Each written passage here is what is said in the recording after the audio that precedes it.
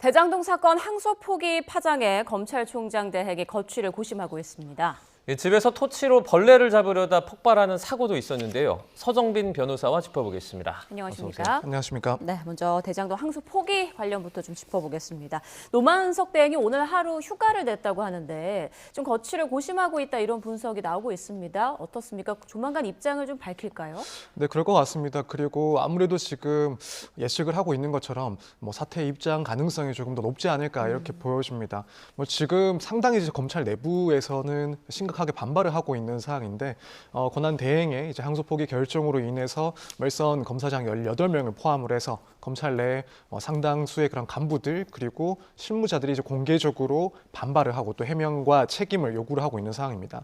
그래서 이 법리적인 근거가 없는 결정이었기 때문에 납득이 되지 않는다라고 상당히 이제 강도 높은 내부 비판이 이어지고 있는 상황인데 지금 보도에 의하면 노만석 대행은 하루 정도 쉬면서 고민을 할 것이다. 검사가 아닌 인간 노만석으로 살고 싶다 이런 심경을 토로한 것을 봤을 때는 결국에는 이제 사태와 관련된 그런 입장이 나오지 않을까. 특히 이제 총장 대행으로서 검찰을 사실 지켜보면은 검찰 조직에 대한 내부 구성원들의 그런 신뢰라든가 혹은 충성도가 상당히 중요하게 작동을 하는 그런 조직입니다. 예. 그런 조직에서 이렇게 총장 대행을 향해서 강력한 비판들이 상당수 나왔다라고 하는 것은 추후에 권한 대행의 업무를 계속한다 하더라도 결국에는 검찰의 그런 내부적인 신뢰라든가 혹은 조직 장악력에 있어서 상당히 큰 차질이 발생할 수가 있다라고 보여지는 그런 수준이기 때문에 결국에는 입장을 공개를 할 때 사퇴 이야기가 조금 나오지 않을까 전망을 하고 있습니다. 네.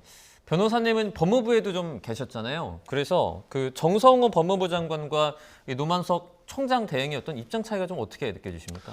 일단 지금 노만석 대행의 이야기를 조금 요약을 하자면 당시에 이제 이런 결정을 하는 데 있어서 용산 그리고 법무부의 관계를 고려할 수밖에 없었다. 이런 외부적인 상황에 영향을 많이 받을 수밖에 없었고 최종적인 결정권을 행사하기는 했지만 이렇게 윗선의 뜻을 거스를 수 없는 검찰의 그런 어려운 현실이 어쩔 수가 없었다라는 취지로 이야기를 하고 있는 것 같습니다. 네. 이에 반해서 정성호 법무부 장관은 이제 신중하게 판단하라라는 정도의 일반적인 의견은 전달했었지만 구체적으로 항소 포기를 지시한 것은 아니고 일단 내용 면에서도 항소를 포기하는 것은 이 사건에서는 형량도 구형보다 높게 나온 사람들도 있고 또 범죄 수익 추진 같은 경우에는 민사로도 진행이 되고 있기 때문에 문제가 없었다라고 이야기를 하고 있는 것 같습니다. 일단 법무부를 포함한 이런 행정부처에서 특정 사안에 대해서 이런 표현을 많이 씁니다. 신중 검토 의견이라는 표현을 많이 쓰는데 사실 보통 그런 경우에는 이제 긍정이 아니라 부정적인 입장이다라는 것을 조금 표현하는 방식이긴 합니다. 그래서 물론 이제 이 신중하게 검토하라는 지시가 구체적으로 어떤 내용까지 포함을 시켰는지 또 그 상황이 어땠는지 이건 따져볼 문제긴 하지만 일단 이 정도 내용이 나왔다라고 한다면 적어도 항소에 대해서는 조금 부정적인 입장을 내비친 것 아닌가 그렇게 분명히 해석이 될 수 있는 여지가 있었다라고 개인적으로는 생각이 됩니다. 그래서 이런 점 등 어쨌든 영향을 받은 결정일 수 있다라고 생각은 일단 개인적으로 하고 있고 사실 이전부터도 법무부 장관이라든가 그리고 검찰총장의 대립이 없었던 것은 아닙니다. 물론 법무 정책과 관련해서는 크게 대립각을 세울 필요는 없지만 특히나 이제 정치적으로 사회적으로 민감한 그런 사건의 처리에 있어서 이 장관이나 혹은 총장의 그런 입장이 다를 때 사실 그런 갈등들은 이제 표면화되는 경우들이 있었습니다. 특히 일단 법무부 장관은 한편으로는 검찰에 대해서 총괄적인 감독을 하는 지위이기도 하지만 또 한편으로는 정치인이고 또 검찰총장 같은 경우에는 어쨌든 독립성을 상당히 강조를 하는 그런 검찰 조직의 수장이기 때문에 특별한 그런 사건들에 대해서 의견이 달리면은 사실 그런 대립들이 표면화되긴 했었는데 결국 이 사건 역시도 이 사건의 민감성이 상당히 중요했다. 그래서 이런 입장 차이가 나오고 있다라고 보여지고 또 한편으로는 아무래도 지금 검찰의 그런 개혁과 관련된 흐름 사이에 있는 이런 사건이다 보니까 더욱 이런 갈등들이 부각되지 않았나 이렇게 보여집니다. 네, 정성호 장관이 좀 부정적인 의견을 내비친 건지 아니면 노만석 총장 대행이 그렇게 해석을 한 것인지 여기에도 지금 의견이 계속 분분한 상황입니다. 자, 검찰 내부에서는 말씀드린 대로 계속 지금 반발이 터져나오고 있는 상황인데 일각에서는 윤 전 대통령 구속 취소 때 검찰의 행태와 좀 비교하는 그런 시각도 있더라고요. 네, 그렇습니다. 사실 저도 다른 개별적인 사안에 대해서 그때 사건에 대해서는 이렇게 했는데 왜 지금 사건에서는 이런 식으로 조직적으로 반발을 하고 혹은 의견을 표명하느냐 사실 이러한 지적들을 논리적으로 봤을 때는 그리 타당하다라고까지는 생각을 하진 않지만 적어도 지금 이 정도 사건 그리고 이 정도 국면에 있어서는 이런 지적들이 분명히 의미가 있고 또 검찰에 대해서는 상당히 좀 뼈아픈 지적이 아닌가라고 생각이 됩니다. 이제 개별 사안들이긴 하지만 상당히 이 당시 상황과 닮은 점이 있습니다. 당시에도 결국 구속 취소가 됐을 때 이 법원에서는 구속 기간의 산정 방식에 대해서 그동안 검찰 그리고 법원이 해왔던 그런 실무적인 법률 해석에 대해서 제동을 걸었었고 여기에 대해서 검찰은 항고를 하지 않고 그냥 물러섰습니다. 그런데 지금 사건 같은 경우에는 이제 검찰의 그런 기존 관례와 비슷하게 다른 그런 판단을 하게 된 상황임에도 불구하고 이제 와서는 사실 문제 제기를 집단적으로 한다라는 것은 결국에는 이 사건마다 혹은 상황에 따라서 검찰의 입장이 다른 것 아닌가라는 그런 비판 그리고 지적들에 대해서는 좀 피하기가 힘들지 않나라는 생각이 듭니다. 그래서 그때도 그렇고 지금도 그렇고 검찰 입장에서 그동안의 관례라든가 혹은 실무적인 상황과 맞지 않다라고 한다면 일관적으로 거기에 대해서 조금 그런 주장을 해오는 것이 맞지 않았나. 그렇다면 지금 시점에서 특히 국민들 입장에서 봤을 때 왜 이 사건에 대해서는 집단적으로 그런 반발을 하고 그때 가서는 가만히 있었는가. 여기에 대해서 크게 의문을 비추는 것은 어쩔 수가 없다. 상당히 좀 뼈아픈 지적이다. 이렇게 생각이 됩니다. 네. 이번 항소 포기로 그 대장동 일당의 범죄 수익을 환수할 수 없다라는 시각도 있고요. 반면에 민사로 환수할 수 있다 또는 민사로 환수하는 게 더 정당하다라는 의견들이 있는데 이건 어떻게 평가하세요? 일단 개인적인 평가이긴 합니다만 일단 법적으로는 민사적인 그런 환수 절차 충분히 가능은 합니다. 이론상으로는 가능합니다. 왜냐하면 결국 이 사건에 있어서 피해를 본 곳은 성남시고 성남시에서는 당연히 이 피고인들에 대해서 불법 행위를 이유로 손해배상을 청구할 수가 있습니다. 이렇게 민사적인 절차가 실제로 진행 중에 있고 또 진행될 수 있다라는 점이 절대 틀린 말은 아닙니다. 다만 그럼에도 불구하고 형사적인 과정에서 추징을 하고 이것을 피해자에게 환수하는 이 또 다른 제도가 분명히 존재를 하고 이것을 이제 포기하는 것은 전체적으로 손해를 배상받는 데 있어서 난이도가 상당히 좀 올라간다라고 개인적으로는 보고 있습니다. 특히 지금 이 사건 같은 경우에는 재판 과정도 무척이나 길었고 쟁점들도 상당히 복잡한 내용들이라고 생각이 됩니다. 거기다가 이 손해액을 산정하는 데 있어서 일단 형사 재판에서도 그것이 조금 용이하지 않았던 것으로 판단을 한 것으로 보이고요. 그렇다면은 이것이 이제 결국 민사 사건으로 갔을 때 민사 재판에서 과연 성남시 혹은 성남시의 대리인들이 이런 부분을 마치 검사가 사건을 진행하듯이 꼼꼼하게 또 상당히 치열하게 진행할 수 있을까?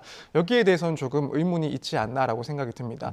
이제 검찰 입장에서는 아무래도 유죄 판단을 받기 위해서는 그 혐의를 상당히 입증을 해야 되고 이 손해액도 특히나 이렇게 큰 사건에 있어서는 추징금을 정하는 데 있어서 상당히 신중하게 또 꼼꼼하게 사안을 파악하고 진행할 수밖에 없습니다. 그렇다면은 형사 사건에서 사실 이 손해액을 증명하는 것이 현실적으로는 조금 더 난이도가 낮지 않았을까? 적어도 성남시 입장에서는 그렇게 판단을 할 수 있는 지점이다라고 보여집니다. 따라서 이번에 사실 항소를 포기하는 데 있어서 물론 이제 형량과 관련해서는 다른 사건들과 비교했을 때 검찰이 항소를 포기하는 것, 항소하지 않는 것도 충분히 가능했다라고 보긴 하는데 다만 이제 검찰의 추징을 요구했던 그 금액이 현저히 미치지 못하는 금액으로 일단 1심에서 판결이 났기 때문에 적어도 이 금액 부분에 있어서는 이 검찰이 조금 더 다퉈볼 필요가 있지 않았나라는 생각이 들고 지금은 이제 어쨌든 항소를 하지 않았기 때문에 결국 민사적인 문제로 처리가 될 텐데 여기에 대해서는 아무래도 이제 입증에 상당히 좀 어려움이 있을 수 있다 개인적으로는 전망을 하고 있습니다. 그렇군요. 네, 알겠습니다. 대장동 사건 항소 포기와 관련해서 좀 짚어봤고요. 이번에는 울산 화력발전소 사고 소식도 좀 보겠습니다. 한 2시간 전쯤 사고 구조물 근처에 있었던 그 다른 타워 2기가 발파가 됐는데 일단 성공적으로 발파가 됐다라고 전해지고 있고 발파를 결정하게 된 배경 이유부터 좀 짚어볼까요? 네, 결국에는 이제 이 구조 현장에서 2차 붕괴 위험을 가장 우려했기 때문에 먼저 이 양측에 있는 타워들을 철거하는 수순을 밟은 것이다라고 보여집니다. 사실 지난주부터 이미 예견이 되어 있던 내용이었고 이제 피해자들의 그런 가족과 협의를 해서 이번 주부터 이 발파 작업을 진행한다라는 예고를 했었는데 결국 이 현장에서 구조에 있어서 상당히 어려웠던 부분이 해당 건물의 추가 붕괴 위험도 있지만 양측에 위치한 이 두 건물의 추가 붕괴 위험 역시도 상당히 큰 문제였습니다. 그러다 보니까 이 구조대원들이 구조하는 과정에서도 필요한 만큼의 그런 장비들을 쓰지 못하고 심지어는 이제 손으로 이런 잔해들을 헤쳐나가는 그런 모습까지도 있었는데 결국에는 2차 붕괴를 방지하기 위해서 그리고 향후에 이제 이 수습 과정을 조금 더 원활하게 위해서 안전상의 문제로 이제 양측의 그런 타워를 이제 무너뜨렸다 이렇게 보시면 될 것 같습니다. 네. 자, 실종자로 추정이 되는 4명에 대한 구조 작업이 만약에 이제 모두 끝나게 되면 그 다음에 원인에 대한 조사도 이제 진행이 될 텐데 가장 먼저 조사할 만한 분야는 어떻게 됩니까?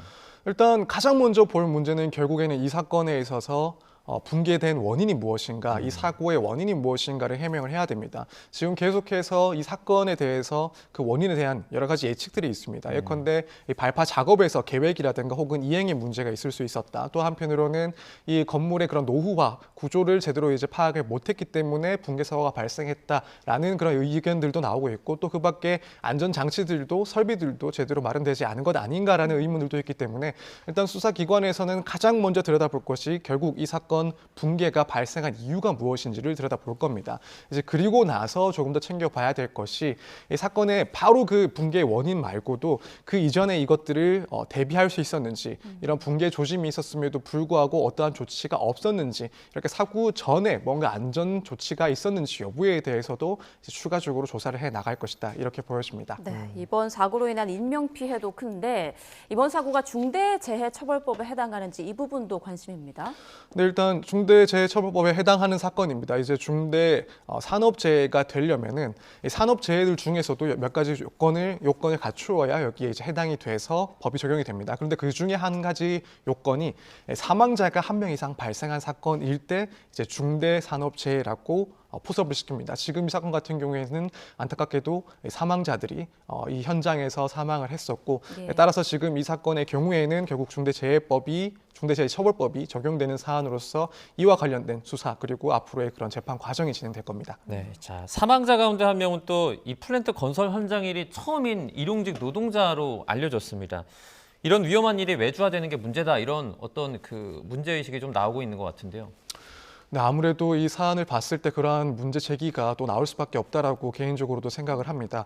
이제 위험의 외주화라는 게 결국 이제 원청에서 비용이나 혹은 뭐 법적인 책임을 조금 경감하기 위해서 혹은 우회하기 위해서 위험성이 높은 그런 업무들에 대해서는 하청을 주고, 또는 뭐 일용직 노동자들에게 작업을 맡기는 식의 이렇게 안전 책임을 회피하는 것을 말하는 건데, 이 사건 뭐 타워 해체 업무의 계약 구조를 보더라도 결국에는 발주처, 이 한국동서 발전이 발주처고, 여기서부터 이제 해체 작업과 관련해서 원청 또 하청 업체로 이어지는, 그래서 이런 도급이 계속해서 이루어졌다라는 것은 결국에는 위험의 외주화가 현실화된 그런 위험성이 현실화된 문제가 아닌가, 이런 사건이 아닌가라는 이야기가 나오고 있습니다. 그래서 지금 이 사건 현장에서 희생이 된 이 피해자들 같은 경우에는 플랜트 건설 현장에는 또 처음 일해보는 그런 노동자들도 있었다라고 하기 때문에 결국에는 이런 위험성을 간과한 이런 시스템상의 문제가 있는 그런 사고가 아닌가라는 비판이 나올 수밖에 없다 이렇게 보여집니다. 어제 경기도 남양주의 한 다세대 주택에서 폭발 사고가 발생했습니다. 상황 화면으로 함께 보겠습니다. 네, 테라스 쪽에 유리창이 산산조각이 났고요. 창문 틀 자체가 아예 떨어져 나갔습니다. 어제 정오쯤 다세대 주택에서 난 가스 폭발 추정 사고인데 거주자인 60대 남성이 화상을 입었습니다. 네, 지금 보이는 것처럼 유리창이 산산조각이 났고 창문 틀은 아예 보이지가 않는 그런 모습 확인할 수가 있습니다. 이 사고 원인이 벌레를 잡으려다가 발생한 거라고 하더라고요. 네, 그렇습니다. 이제 남양주의 한 다세대 주택에서 폭발 사고가 발생을 했는데, 일단 화재는 크게 번지지 않았고 당시에 거주자인 60대 남성이 이제 몸에 화상을 입는 정도로 일단 끝이 났습니다. 말씀하신 것처럼 이제 이 폭발이 어떻게 일어났는지 여기에 대해서 조사를 해보니, 보일러실에 있던 이제 벌레를 잡기 위해서 스프레이 그리고 이제 부탄가스 토치를 사용했다라고 합니다. 그래서 매우 좀 황당한 그런 이유로 이렇게 화재가 발생했던 그런 사건입니다. 네. 지난달에도 비슷한 사고가 있었는데요. 이때는 또 바퀴벌레를 잡으려고 라이터와 그 스프레이로 된 파스를 쓰다가 불이 났는데 당시에 또 산모가 숨지기도 했어요. 네, 그렇습니다. 저도 사실 이번 사건을 보면서 딱 그때의 그 사건 좀 상당히 좀 안타까웠던 그 사건이 예. 떠올랐었습니다. 당시에도 말씀하신 것처럼 이제 벌레를 잡는다라고 하면서 이 스프레이에다가 이 라이터를 대서 불을 냈던 그런 사건이었고 너무 안타깝게도 이제 해당 건물에 거주를 하고 있던 이 산모가 아이를 구해놓고 이제 본인은 결국에는 추락을 해서 사망을 하는 그런 안타까운 사고가 있었습니다. 네. 그래서 이 사건과 상당히 유사건이 있었고 이번 사건에서는 일단 그런 인명 피해가 그래도 뭐 크게 나지는 않았지만은 정말 주의가 좀 필요한 시점이 아닌가 이렇게 생각이 됩니다. 네, 그 당시 불을 낸 20대 주민은 중과실치사상 혐의로 결국 구속이 됐는데 그러니까 실수로 불을 내도 사망자가 발생하면 이렇게 구속이 되는 건가요? 네, 일단 그럴 가능성이 상당히 높습니다. 이제 고의로 사망자가 발생할 수 있는 그런 화재를 낸 경우에는 뭐 당연히 그런 경우에는 방화범으로서 이제 구속 상태에서 수사와 재판으로 진행이 되는데 사실 실수로 불을 지른 경우에 이때는 특히 이제 사망자가 발생했다라는 그 사실이 있다라고 한다면 결국 그 부분이 상당히 중요하게 판단받을 수밖에 없습니다. 물론 이 실수의 정도도 따져보긴 할 겁니다. 그래서 정말 어쩔 수가 없는 그런 상황, 그러니까 뭐 일반인이 봤을 때도 어느 정도 뭐 안타깝긴 하지만 이해할 수 있는 그런 실수였다라고 한다면은 조금 또 법원에서는 달리 판단을 해볼 수 있긴 하겠지만 지금 이 사건처럼 실수 자체가 너무 이해가 되지 않는 그런 범행에 있어서는 사실 그런 부분을 고려할 필요는 전혀 없다라고 볼 거고 그렇다면 일단 그 결과가 너무 중대하다는 점, 결국 사망자가 이제 발생했다라는 점이 가장 중요한 그런 요소 중에 하나가 됩니다. 따라서 그 사건에 있어서도 사망자가 발생한 비극적인 그런 결과가 발생했기 때문에 그 점이 구속 여부의 가장 중요한 요인이었다 이렇게 보여집니다. 네, 실수라고 해도 참 어이없는 그런 이유인데 이런 사고 발생하면 이제 형사처벌뿐만 아니라 민사적인 책임도 질 수 있잖아요. 뭐 사망자까지 만약에 나오게 되면 어느 정도 수위로 배상 책임이 나올 수 있습니까? 일단 민사적으로는 결국 불법행위에 해당을 하는 것이고 여기에 따라서 손해배상 청구를 할 수가 있습니다. 그리고 이제 그 범위에 대해서는 몇 가지로 나누게 되는데 일단 뭐 적극적인 손해, 소극적인 손해 그리고 정신적인 뭐 피해 배상까지도 포함을 시킵니다. 일단 뭐 정신적인 손해야 이제 이 사망자가 사망할 때까지 그런 정신적인 충격이 있을 테니까 여기에 대해서 위자료를 지급하라라는 그런 판결이 나오는 거고 적극적인 손해 같은 경우에는 결국 이 사망자가 실제로 생존을 했다라고 한다면 발생할 수 있는 그런 뭐 일시상의 수익들 이 부분들은 이제 소극적인 손해라고 해서 일시 수익을 또 책임을 지게 됩니다. 그리고 적극적인 손해 같은 경우에는 뭐 사망까지의 치료비라든가 장례비와 같은 그런 비용들까지 또 부담을 하게 되고 이렇게 사망자에 대해서 손해배상을 책임을 지는 것뿐만 아니라 이 사망자의 유가족들 역시도 정신적인 피해가 발생한 것이기 때문에 이들에 대해서도 이 위자료의 그런 손해배상 책임까지 지게 됩니다. 네, 알겠습니다. 지금까지 서정빈 변호사와 주요 사건 사고들 짚어봤습니다. 고맙습니다. 감사합니다.